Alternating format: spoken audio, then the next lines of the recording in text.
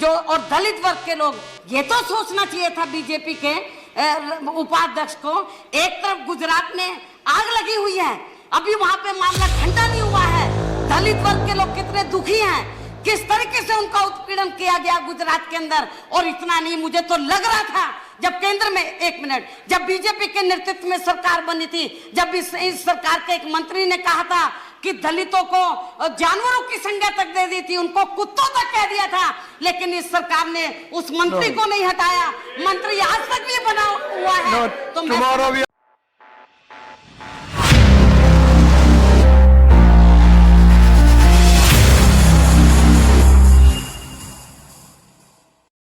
BJP के नेता ने एक गलत टिप्पणी की थी बहन जी के ऊपर और बहुजन समाज पार्टी की बसपा सुप्रीमो मायावती जी ने उसको ऐसा करार संसद में दिया कि सभी देखते रह गए। संसद के अंदर पुराना तेवर तर्रार बहन जी का वो रवैया सबको पसंद आया और बहन जी ने पूरी संसद में अपना जलवा कायम किया।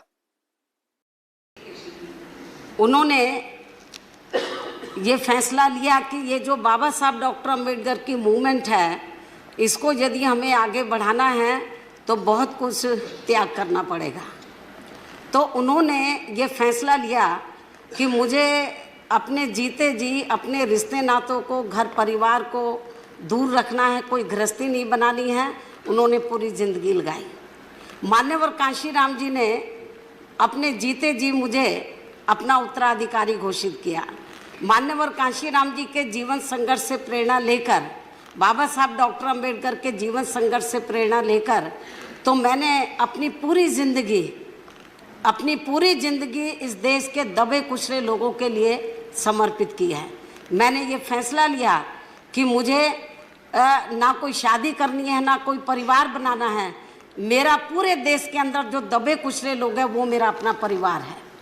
ये मान्यवर कांशीराम और बहन जी का संघर्ष कोई दलित समाज नकार नहीं सकता। दलित समाज को अब भी बहन जी की जिन बातों पर और बहन जी की 4-4 बार सरकार रही, उन मुद्दों में बहन जी ने जिस तरीके से दलित समाज को आगे बढ़ाने का काम किया, वो बहन जी ने करके भी दिखाया और सबको बता के भी दिखाया कि दलित समाज जब SC ST OBC की सरकार आती है, उसमें खासकर बहन जी की सरकार बहुजन समाज पार्टी की आती है, तो क्या क्या दलितों को मिल सकता है।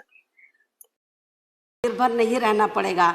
तो मान्यवर कांशीराम जी के दिशा निर्देश अनुसार पूरे देश के अंदर हमारी पार्टी बड़े बड़े पूंजीपतियों से पैसा नहीं लेती है। जो दबे कुचले लोग हैं उनसे पैसा लेकर इस मूवमेंट को आगे चला रही है और ये मूवमेंट आगे फल फूल रही है। लेकिन जो पूंजीवादी लोग हैं, जो धन्नासेठ लोग हैं, जो पूंजीवादी मानसिकता के लोग हैं, उनको ये सब अच्छा नहीं लग रहा। और खास तौर से उत्तर प्रदेश जो आबादी के हिसाब से देश का सबसे बड़ा प्रदेश है, और वहाँ पर जब उत्तर प्रदेश के लोग पार्टी का संगठन वहाँ भी चला रहे, पूरे देश के अंदर वो आर्थिक मदद देते हैं। और जब मेरा माननीय उपसभापति जी, मैं बताना चाहती हूँ, जब मेरा जन्मदिन होता है 15 जनवरी को, तो पूरे देश के अंदर तो बहुजन समाज पार्टी के लोग इसे आर्थिक दिवस के रूप में मनाते हैं। मैंने अपने लोगों को बोला, मुझे सोने चांदी मत दो, गहने मत दो, मुझे कीमती ऑर्नामेंट वो गिफ्ट मत दो, आपको जो भी कुछ देना पार्टी को आर्थिक सहयोग दो। आर्थिक सहयोग दिवस के रूप में मेरा जन्मदिन बनाते हैं।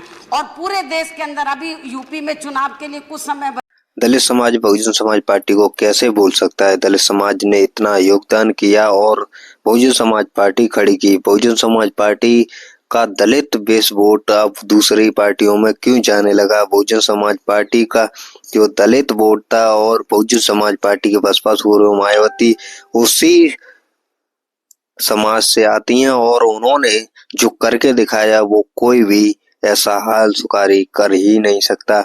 जो हाल ही में जिस तरीके की राजनीति चल रही है, छलावा राजनीति में बहुजन समाज पार्टी को फंसा रखा है, और जिस तरीके से छलावा राजनीति में बहुजन समाज पार्टी का दलित वोट फंसा रखा है, वो बहुजन समाज पार्टी के दलित वोट को समझना होगा और बहुजन समाज पार्टी को फिर से खड़ा करना होगा।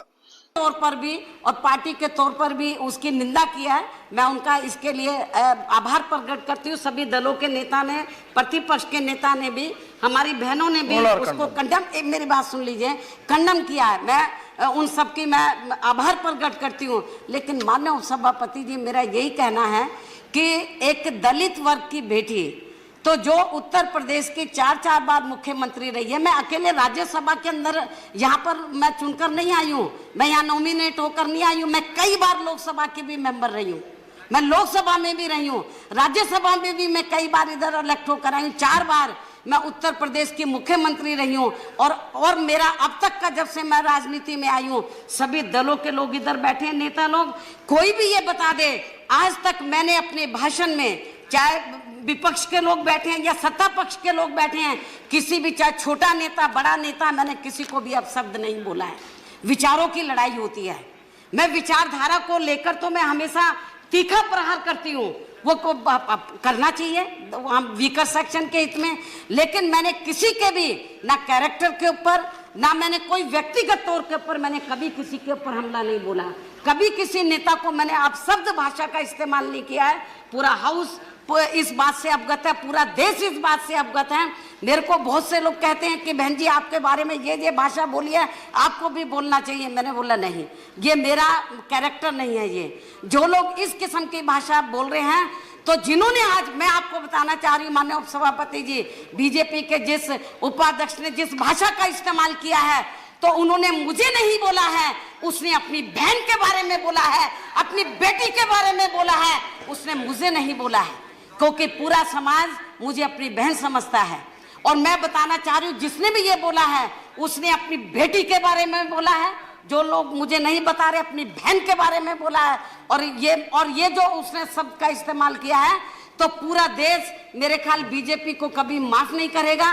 क्योंकि जो, और दलित वर्ग के लोग, ये तो सोचना चाहिए था बीजेपी के उपाध्यक्ष को, एक तरफ गुजरात में आग लगी हुई है, अभी वहां पे मामला ठंडा नहीं हुआ है, दलित वर्ग के लोग कितने दुखी हैं, किस तरीके से उनका उत्पीड़न किया गया गुजरात के अंदर। और इतना नहीं, मुझे तो लग रहा था जब केंद्र में, एक मिनट, जब बीजेपी के नेतृत्व में सरकार बनी थी, जब इस सरकार के एक मंत्री ने कहा था कि दलितों को जानवरों की संज्ञा तक दे दी थी, उनको कुत्तों तक कह दिया था, लेकिन इस सरकार ने उस मंत्री को नहीं हटाया, मंत्री आज तक भी बना हुआ है। तो tomorrow we are having discussion on that. भारतीय जनता पार्टी और उनकी सरकार को ये कहना Tomorrow है, we are, tomorrow we have discussion on that. एक minute, We are discussing that tomorrow. आगे बढ़ना है, आप लोगों को दलितों का मान सम्मान का ध्यान रखना है। Okay. तो मैं समझती हूँ कि इस किस्म के लोगों के ऊपर आपको लगाम लगानी चाहिए।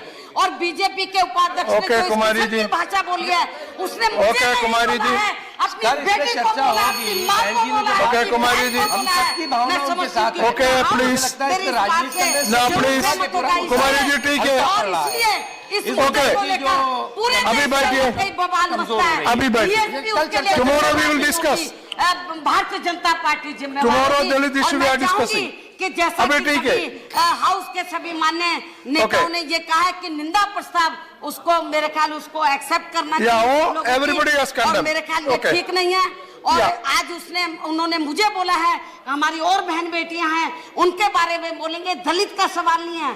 आज एक दलित के, मैं पार्टी के नेशनल प्रेसिडेंट हूँ, कई बार मैं लोकसभा की सदस्य चुनकर आई हूँ, राज्यसभा की रही हूँ, और मैं 10 सवाल दलित के साथ साथ एक महिला का भी आज मेरे बारे में बोला है। कल को अपर कास्ट की महिलाएं हैं, बैकवर्ड क्लास की महिलाएं हैं, और समाज की माइनॉरिटीज की महिलाएं हैं, उनके बारे में इस किस्म की भाषा का इस्तेमाल करेंगे, क्या ये बर्दाश्त करने लायक है? मैं समझती हूँ केवल खेद प्रकट करने से काम नहीं चलेगा। भारतीय जनता पार्टी को, नेता सदन को ये मेरा कहना है कि आज आपको माननीय प्रधानमंत्री जी के साथ बैठना चाहिए, आपका जो पार्टी का राष्ट्रीय अध्यक्ष है उसके साथ बैठना चाहिए, कुमारी जी उसको प्लीज, पार्टी से निकालना चाहिए, उसके खिलाफ एक्शन लेना चाहिए, नहीं तो लोग सड़कों पे उतर आएंगे। मैं नहीं कुछ कर सकती। ओके, धन्यवाद, ठीक है।